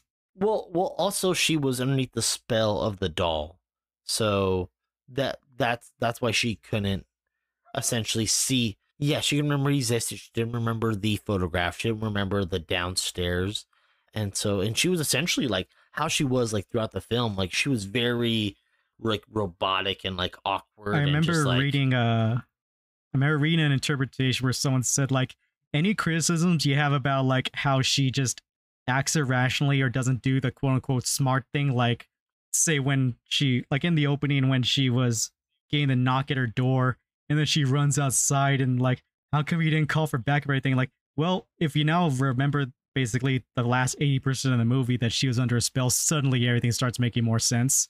It's fucking disappointing, but it makes sense. This is the part of the movie where I'm starting to get disappointed, just so you vouchers know. And it only gets more, in my defense, disappointing from here. I do like some of the themes, though. For example, the point of letting Longlegs into your home and helping him was to prevent harm onto their family. But in doing so, she did invite the devil into her home. And that's the sad part, because think about this thematically. You get introduced to the Harker family on this beautiful, pristine day, untouched snow, white house. Come on, what in the purity is that, right? That's the most pure shit you could ever see. But then the moment she fully accepts him into their home, you know, that scene where Parker's in her bedroom as a little girl and it's all dark and dingy. And then in the background, you see the full ass silhouette of the devil. What a crazy twist. What a crazy change from truly innocent girl to now this whole life. She has been followed by Satan himself. He's the reason why she's psychic. He's the one that gave her those powers, quote unquote. She said to Carter, oh, well, he's like, what is the psychic ability like? And she's like, oh, it feels like I get like a tap on the shoulder. I know. And it's Satan, dude. It's Satan. It's literally Satan. She thinks she's operating on her own volition or even within her own wheelhouse, but it's literally Satan continuing to push his agenda, but now through her. And so in a weird way, she is also a variation of Longlegs. And it's crazy because when she gets out of the basement, she goes outside, her car's gone. I think the mom stole it, or the mom left in her Beetle. She left in her Beetle. The car's covered in blood. She's not going to take that fucking car. But she goes and she pulls the tarp off of Longlegs' station wagon that's been there the whole fucking time. She noticed it on the way in too, but she didn't think anything of it at first because she was prioritizing looking for her mom. Because when she first showed up at the house with Browning, the car was a little uncovered, and she was probably questioning it. But she just kept going into the house. And in retrospect, she realized that was Longlegs' car that he showed up or on that day in 1975, he never left. So she gets again another touch or like a whisper of that she should go to Carter's birthday. She gets a phone call. Yeah, but she gets that little like nudge, like out of nowhere. It's like, what is that? She blatantly got a phone call, and the person did sound demonic on the other end. But I truly believe it was Carter, already possessed by the doll, and he was like, "You're gonna miss her birthday." So who I reviewed that from, multiple sources says that was the Diablo. Yeah. The devil on the phone. Yeah, that's what I figured when I watched the film. Is I thought that was the devil on the phone telling her where she needs to be. I like the idea a lot, but I truly believe this is a possession story. But we'll continue. Like there's going to be one key piece of evidence I will present to you when we get to the part, and then we'll compare the two, and you guys tell me what you think. Hey, can you bring a lighter? We forgot it. Don't forget it. Why'd you spill your beans? You're gonna miss the party. Also, could you pick up like a 12-pack of White Claws on the way? Hey, Kayla drank all the tequila. You need to bring some more, cabrón. And I would Venmo you, but that shit doesn't work on my phone, hey, bro. I'll get you next week, cabrón. I'll get you. Don't worry. I got a beer with your name on it. Abel owes me, so he'll owe you. Hail Satan. All right. Anyways. God damn it, Eric. No. That's what this movie is. It's not my fault. This movie just fucking bait and switched you. With your and so she goes to the birthday party. She almost missed the birthday party, guys. No, she was just in time. They're about to cut the cake. Oh, thank goodness. Answers the door, and they're already a little weird. The couple answers the door. Carter and his wife. Carter's already very aggressive. Yep. Why is it weird? The wife is like wife is like holding some stuff back. Like she's clearly like on the verge of like tears, or she wants to say something she can't. There's like there's like some implication that we are now witnessing firsthand. I think we're under the impression that the movie's trying to tell us that they are aware of what's going on, but they can't fight the influence of the doll. She's basically sounds like she's trying to cry out for help because she tries to speak up, but then she's getting silenced. And so Carter's like, "Were you saying something?" She's like, No. And then he's like, "Well, I guess I'm gonna go cut the cake. You told me to cut the fucking cake. I'm gonna cut the fucking cake." He's like, he's so angry about it. It's crazy. It's like it feels like when you're in a home with like that couple that's always arguing, and you're like super uncomfortable, but you're like, I'm just gonna make a joke about it. I'm uncomfortable. I've met that couple once or twice. No, exactly. I used to be in a couple like that when I was fucking 20. We used to just yell at each other. I should go now before I witness a DV. I know. Luckily, that's never the case. But damn, in this instance, it's the worst case scenario where he's like, "Oh, I guess we're gonna go to the kitchen and cut the cake. You want to join me?" And she's like, "We'll be right back." And he's like, "No, I'll be right back. I'll be right back. You'll still be in the kitchen." I got him. And then Harker's like so fucked up from the trauma. She's just literally standing there. She lets it happen, and that pisses me off. Yeah, she's still recovering. Like you think about it, she had that situation where she just got her whole world just fucking opened back up, and she's still slightly like not coherent. On she's edge, basically. No, she's like when you're waking up, like she's still incoherent fully. Like she is seeing what's going on, but she's fully not like understanding. And so she's under like information overload. Essentially, there's too much going on for her to keep track of. You also got to think about if you've been fucking underneath, like if you've been brainwashed the last 20 years or like been underneath the hypnosis, how long do you think it's gonna take for you to like fully come back to reality? And here she's just dealing with this situation less than an hour, maybe two. Like it's gonna take for her to fully captivate everything. It's the same situation if you were waking up from a nap and you gotta deal with some drama or like deal with your girlfriend getting mad at you because you pissed on the toilet seat. You're like, dude, it wasn't me. It was the fucking dog, or it was like Nacho. Right. Yeah, it was Abel or Eric. Like, or maybe Kayla. Like, you can't blame. You don't blame anybody. Yeah. Yeah. And then you're like, I know. And then you're literally like, real man pisses. Give your balls a tug. Yeah, I know. Fuck you, Jonesy. Then you're like, babe, let's go to the kitchen and cut the cake. I'm like, whoa, hey, no. Piece of shit. You don't fucking know nothing. Fuck you, Shorzy. But he Anyways. goes and he cuts the cake, and then he just you don't see it. You see it, it's off camera, but he fucking brutalizes that woman with a. Yeah, you can hear her like gargling and just like weight falling in there. Was she getting a And then blowjob? What do you mean? No, she got the shit stabbed out. She of was her. just deep throating that knife. Oh, not deep throating the Too knife. soon, That's kind Kayla, of come that's actually on. pretty wild. Your intern is out of control. I don't know how to stop And her. also, we get to see her mom just awkwardly sitting there holding her bag because she has to keep watching this shit. I know the mom's there. We forgot to bring up the mom, bro. The mom's literally She's sitting chilling there watching this and all she's happen. like super like uncomfortable. She's just like staring like all. And the daughter's creepily like caressing the doll like she's in love with her or something. Yeah, totally ignores the what's going on with the parents. Totally ignores the murder. The dad finally comes out and she's like, "Carter, stop, Carter!" And he runs at her. And then so she shoots once, she shoots twice, and kills him. But then the mom's like, "Step away from the daughter," or "Step away from the girl." And Carter's going to protect her. And then the mom stands up, a knife comes out of her like garb. And then she's like, "Mom, you don't." I thought she pulled it out of her purse. Yeah, and she's like, "Mom, you don't have to do this," as she raises her gun. And then she goes, don't call me that." And like this kind of satanic kind of way. And then she has to shoot her mom in the fucking forehead. And then she kills her mom right then and there. And she turns to the doll as she pulls the girl away. And she pulls the trigger. Misfire, misfire, misfire. She shot 3 shots. She still had at least 3 left if that was a magnum. And Yeah. misfire, misfire, misfire. And so she just has to look at it and she has to grab the girl and drag her away. She says, "We need to go." And yet they both just keep staring at the doll, unable to move, And unwilling to move. And Oh, then- there's something in that doll. yep. And then cut to, What happened? Credits. well, cut to or what? Longlegs. Yeah. Oh, yeah.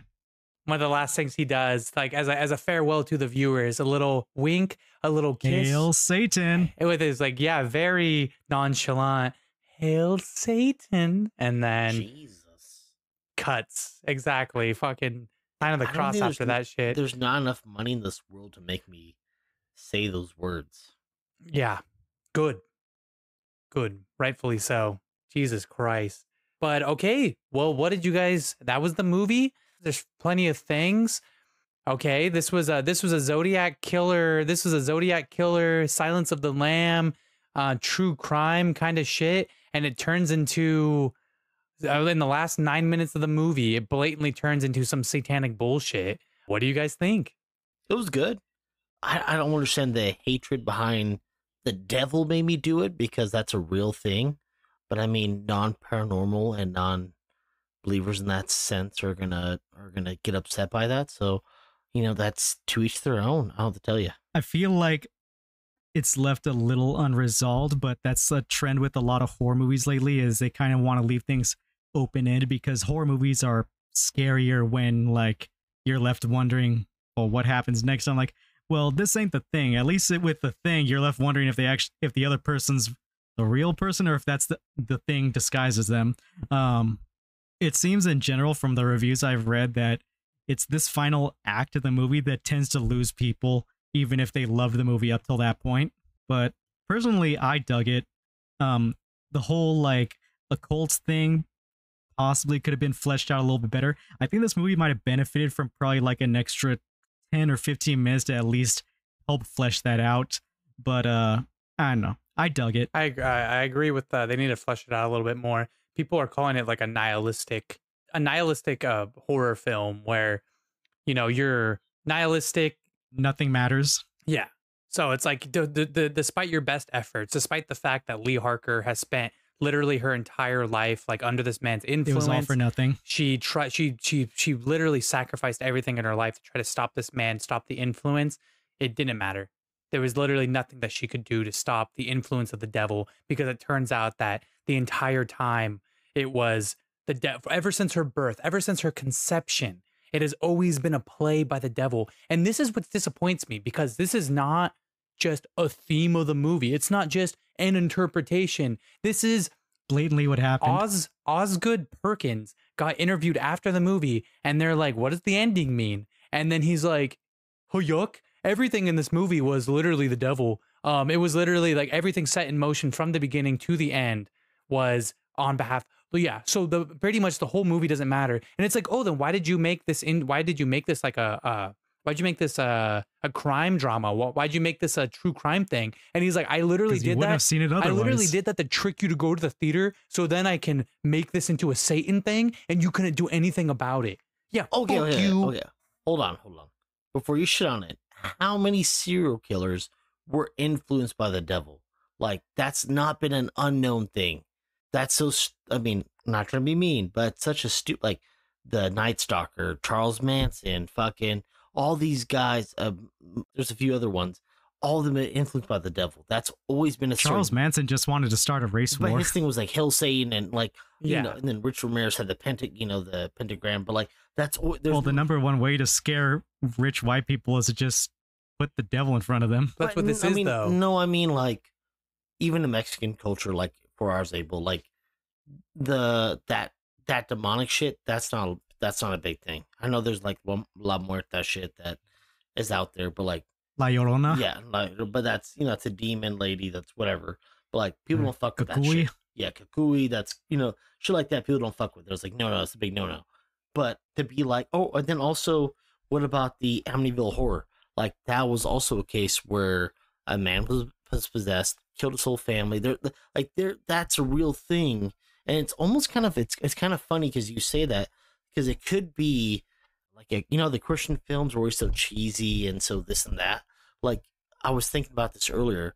If I was to make a Christian film, I would make it super dark, super fucked up, so people understand that hell's a real place and that this is what's going to happen to you. When you go to hell and you do all these fucked up things, you're going to get butt fucked by demons for the rest of your life. That you're going to have an eternity of the worst things happening to you, your family, and your loved ones if you guys go down this path. But also, the devil's a real thing, and to be like it's not, that's the crazy part of it all.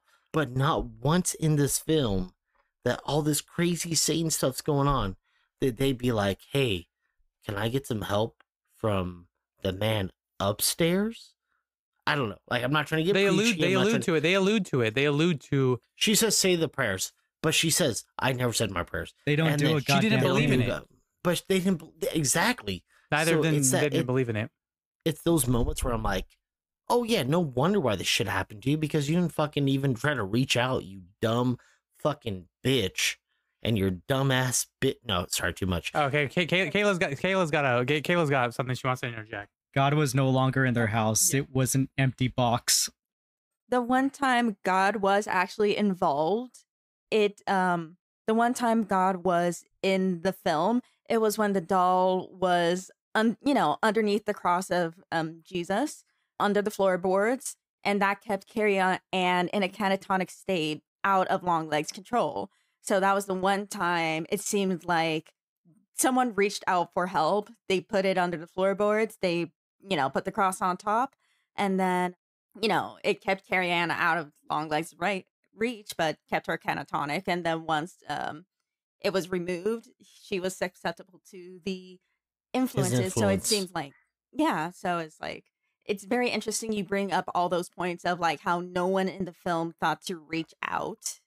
Or like, basically, it's like, you've proved the existence of the devil. Okay. If you've like listened to any like possession stories, a lot of times they will say that when the person who is under the influence tries to pray, they find their words stifled.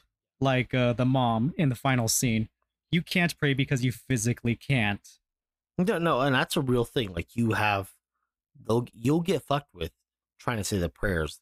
I'm not saying that it's not happen, because it'll make you forget the words. It'll mess with you in those states, from people that have been possessed or have gone through that stuff, or where they're in a room. They're like preachers have said, like when they're trying to bless a room and they hear noises when they're trying to say certain prayers, they would hear like messed up things, and they would hear things that throw the prayer off, and they have to keep it going. But throughout the film, it's always the devil's real, and this is what's going on, but no one's ever doing anything to combat it. It's always like that's non-existent, and then the viewers are being like, "Oh, the devil's a dumb villain," blah blah blah. But it's like, guys, even in our real life, that's a real villain. But But that's my opinion. Not everybody has to believe in that. Okay. Hear me out, Go down the rabbit hole. Hear me out, Pastor Nasty. I have something to point out. No. Hold on, Father Nasty. Get out of here. I do want to point out a few things here, Father Nasty. I kind of like that, Father Nasty. Father Nasty. Pastor Nasty. Oh my God. that one's crazy. Arrest him. Yeah, put him away. But the possession part, I want to talk about the possession before I absolutely destroy this fucking movie. But the possession part at the end, don't call me that. After she says this whole time she's been trying to protect her, she's clearly possessed by Satan. That's because the case, she's been dealing with having to, like, she's dealing with those Horcruxes. Essentially, they really are Horcruxes, right? Right. She's like dealing with They're those. literally And Horcruxes. She was forced to handle them for over 21 years. At some point, it just her persona basically started slipping. At first, she was a reluctant participant, but somewhere along the lines, she just became another mindless servant. That's why she's like so. Lee Harker is the girl who lived. Oh goddamn! This is a Harry Potter adaptation. Yeah, exactly. But it's like it's one of those things too. It's like she is the mom is she's a victim also, but she's been so corrupted and her soul's so corroded from everything she's dealt with and had to do and watch. That's like, yeah, no wonder why in the end she was just like, she attacks her daughter and she's full-fledged dark side in the sense if we're gonna do like Star Wars reference. In the end, I believe she was possessed. I believe the phone call that she got was a possessed Carter was, I believe, who was on the other end of that phone call. I don't think it was like the devil talking to her. I think it was a human being talking to her on the phone. I think she lost. I don't want her to have, but there's a chance she lost her psychic abilities because her psychic abilities were tied with the devil, with the demonic influence of Longlegs. And it's speculate. It kind of comes down to speculation, but a lot of people keep agreeing that she lost her psychic abilities. I mean, it could be. Did she ever really have them? No, it could be she also didn't. that It was like, just satanic influence the whole time. She never had psychic powers. probably did get like the additional nudges, but because of everything she went through, she probably does have that like that low level psychic ability. Maybe not as strong as it used to be because she was getting, as she said, taps on her shoulder and like pointed the way where maybe she's not going to get it as potent as 8 out of 16. Maybe it's now lower to like 6 out of 16 or something like that. Well, okay, so if we want to bring back some credibility to this movie and how they even, derived it and everything, when you look into the quote unquote source material, when you look into the material that came from the marketing, from the Birthday Murders website, you do find out Longlegs' influences. And so you do find out where he even like derived a lot of his like satanic inspiration in the first place. I have a question too that I want to ask. Yeah. Now that we know that with every murder there was a doll, where are those dolls? That's a question I had too. Also, what happened to the first guy that Lee or Harker that she took out? Because essentially he's the next fucking Longlegs, if not her, right? Because at the end of it all, the way it ends off is that she doesn't kill the doll. Maybe he Epsteined himself in his cell. Possibly, but we don't know. Possibly, but that's just something. And then that's all I got for notes. Do you have any? Okay, so I guess I want theories and I want questions because I do have some answers and I do have some refutes. But at the end of the day, like, for example, what the hell was the fucking orbs in their head? So the orbs, because I looked into that the orbs were not like, so the orbs were the orbs, but the black smoke coming from the heads after they were blown up, that was never actually meant to be a thing that people actually see. That's all for the viewer. Yeah, but it was to symbolize the influence of both Longlegs and possibly Satan.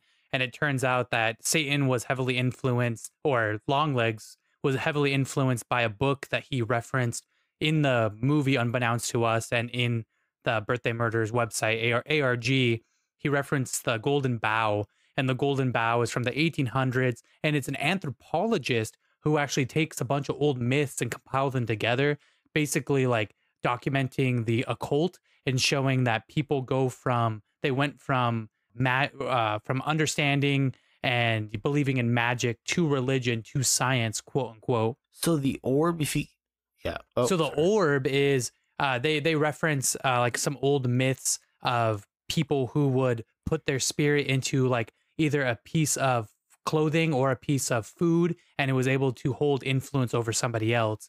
And so he did that same thing to those orbs. It's because it's something that we kind of miss in the movie. But when he makes the dolls, he is also performing rituals. When he kisses a doll in the head, when he finally has it done, there's all these candles lit around him as if it's some sort of ceremony. It just they underplay it so much you don't understand that was like a satanic ritual that he performed at the end of making the doll, which gave him the influence over the doll, which is probably like satanic influence. It probably wasn't even him, which is like the most disappointing part. I thought it would have been cooler if he did this all on behalf of the devil because he wanted to prove something to the devil, but in the end, he never truly, communed with the devil. But I think, the devil actually was over his shoulder, much like the devil was over Harker's shoulder the whole time. I mean, it helped him with all his stuff. I mean, he was doing this for 30 years, and the fact that he would do the process of making a doll for 3 years, and every 3 years he would make, so every 3 years he's making a doll because, we had 30 years of 10 kills. So every 3 years, so there was a process, and and then we also do see multiple times in the film what would be the devil or Diablo showing up in the film. Yeah, but like his KD pretty low though. Come on, 30 years, fuck, dude. Anyways, but the thing is, like, he was getting multi kills every single time. Yeah, you can't get.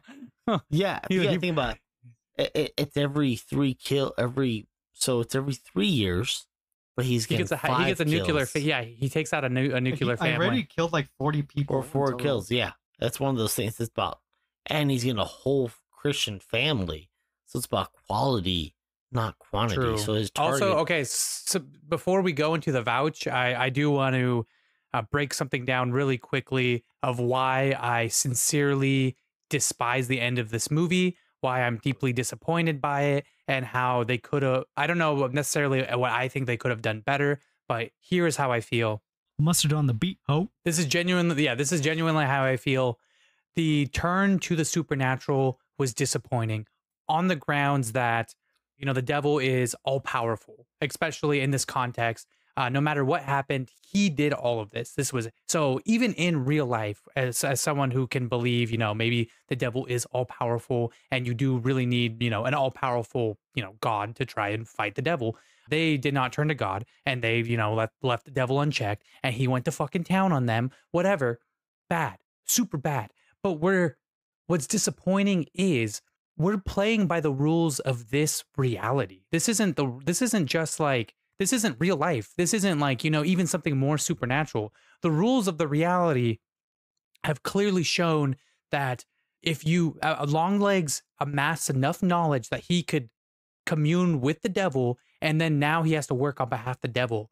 Where is Constantine? Where's the guy who did the opposite? Where's the guy who communed with God and he shows up with a fucking crossbow made out of a genuine silver cross, and he's just fucking shooting people? Where's that guy? Why does it have to be evil, stereotypical glam rocker guy that has to do all this shit? There's this quote I really like. There's this quote I really like from Destiny 2, if you believe it or not, but it kind of fits perfectly here. The speaker for the traveler says to the villain, he says, "I speak for the traveler. I never said it spoke to me."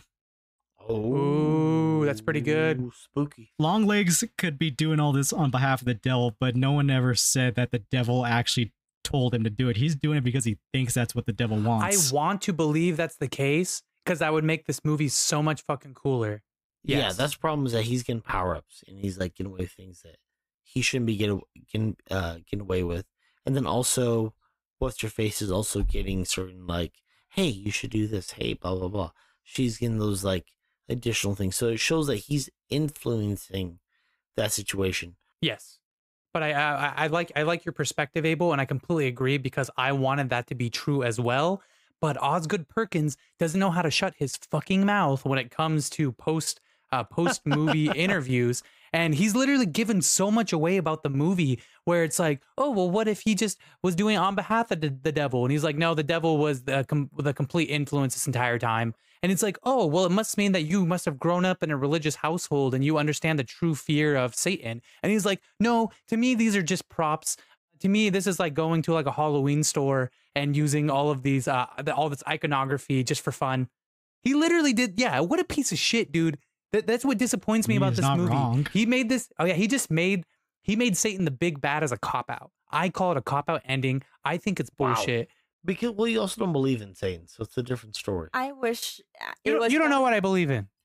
I wish it was what? done I with know more you- what the respect fuck? to Get outta both here. faiths, in general, mainly because it's like it felt like because the way it was done, it could have been done better, I feel like it could have been done better because it felt like it was such a short relationship shown between like the good and the bad. It had very like minuscule touches on both ends. Yeah. Where to have that be like the biggest climactic point, it didn't have enough build up to have enough payoff. But anyways, all that aside, I guess without any question, I don't know if there's any other theories that you guys genuinely want to like get off your chest about the movie. Because I mean, the theories, it's not even a theory. He told us what happened. And so with that knowledge, as much as I want to be like, wow, there's this cool, deeper meaning to the movie. He fucking, dude, that's why I told you, I texted you, Abel, and I told you, oh, I did research on the film and I finally respect it. And then I saw the interviews and I was like, dude couldn't keep his fucking mouth shut. If he would have just kept his mouth shut, we could have had all the interpretations in the world. I mean, just because someone tells you how to interpret something doesn't mean you can't still make up your own interpretations. He wrote the movie.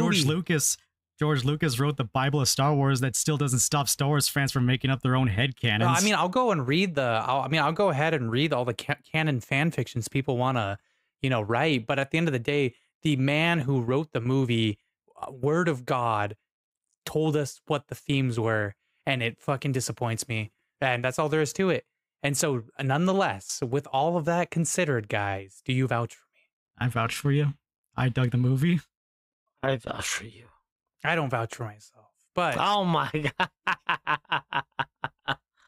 No fucking way.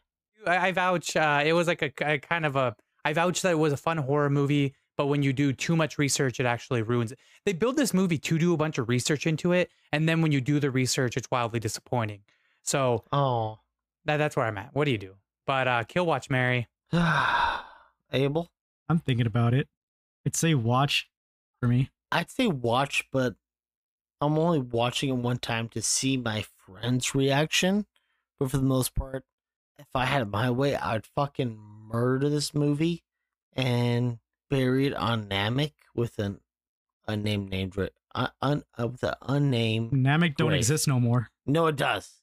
My universe does, Abel. I would watch it.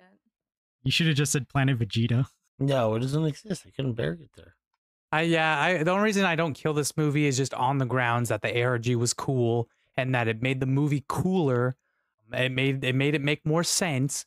But I want him to come out and just be like, I want him to come out and be like, yeah, dude, I was just smoking meth in all those interviews and I don't know what I was talking about. I'm sorry I spoiled the movies for you guys. I'm gonna get my drug addiction under control.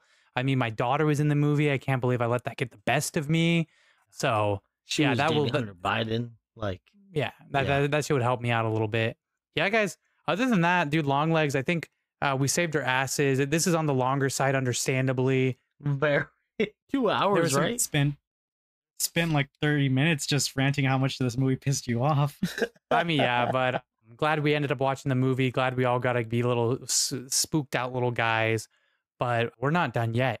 We've got plenty more movies coming your way, and soon we'll get the video element down, which is going to be exciting. But Twisters, are we gonna try to do that sometime soon? Maybe. Well, we got that on the back burner. We're gonna go back to. I thought you said we are gonna have PapaNasty's pick before we visit Twisters. Oh, we'll do a double whammy. We'll do a double whammy. We're gonna have Twisters because we need to go see it in the theaters, And then Papa Nasty's got to pick one of his favorite films that we can do as well. No, wait. But yeah, we can definitely save that for another day, another time, because guys, we have dragged this out long enough. This is a big chunky episode full of so many things. And I think it's finally time for us to bid our lovely farewells. And with that, hail Satan. Ah, No, God damn it. Boo. Boo, you're gay. Fire right now. You know what they say about the devil. Firebolt. All right, guys. Well, you go home, you say your prayers, you read your Bibles, and do what you got to do. Right. But Hey, vouchers, we that's do. Prayers don't do a goddamn thing. Oh my God. Thank you guys for being on the pod. We love you guys. Like and subscribe. I'm PapaNasty. Eric West. Fare thee well. Please leave a 5-star review. God damn it. Someone's got to do it. Where are you guys at? Help us out. Our weird intern, Kayla. Goodbye. Okay, and Abraham Lincoln. Darth Nasty over here signing off. Darth Nasty. All right, love you guys. Bye. Love you guys. Bye. Have a good night. Kiss, kiss.